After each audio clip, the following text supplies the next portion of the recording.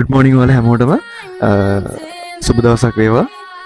මම මේ වීඩියෝ කරන්න හේතුව මම අඳුරන අය කෙනෙක් මට මේ ළඟදී හම්බුණා. එයා කිව්වා මල්ලි මට ජිම් එකට එන්න හම්බුන්නේ නැහැ දැන් ගොඩ දවසකින් කියලා. මම ඇහුවා ඇයි අයියේ දැන් එන්න කියලා. ඒ මට කිව්වා පෙබරවාරි 1 වෙනිදා ඉඳන් එන්නම් මල්ලි කියලා. මම ඇහුවා ඇයි ඉතින් 1 වෙනිදා යනකම් ඉන්නේ? ඔයාට හෙට එන්න පුළුවන් නේද කියලා. එය මට කිව්වා 1 වෙනිදා නේද ඉතින් හොඳ වැඩක් පටන් ගන්න පුළුවන් හොඳ දවස හොඳ අලුත් අපිට වැඩක් පටන් ගන්නවා නම් හොඳ දවස ඒක නේද කියලා. මම කියන්නේ අපිට 1 වෙනිදාවක් වෙනකන් ඉන්න ඕනේ නැහැ අලුත් දෙයක් පටන් ගන්න. ජනවාරි 1 වෙනිදාවක් අලුත් අවුරුද්දක් වෙනකන් අලුත් මාසයක් වෙනකන් ඉන්න ඕනේ නැහැ. අපිට අලුත් දෙයක් පටන් ගන්න හොඳම දවස මේ මොහොත. ඔයාට අලුත් දෙයක් පටන් ගන්න හිතෙන්නේ කොයි මොහොතේද? ඒ වෙලෙන් පටන් ගන්න.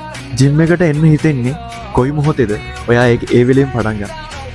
අලුත් දවසක් යනකම් අලුත් අවුරුද්දක් යනකම් අලුත් මාසයක් යනකම් බලන් ඉන්න එපා.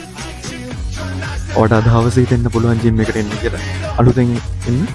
වාට හිතෙන්නේ ඒ වෙලෙයිද වා එන්න. වැඩ කල් දාන්න එපා. මේ අලුත් අවුරුද්දේ 2026 අලුත් අවුරුද්දේ වැඩ කල් දාන්න පුරුදු වෙන්න එපා. අලුත් වැඩක් පටන් ගන්න ඒක පස්සට දාන්න පුරුදු වෙන්න එපා. ඔයාට ඒක පටන් ගන්න හොඳම වෙලාව මේ මොහොත. ඉතින් හැමෝටම උසරණයි ජේසු පීට.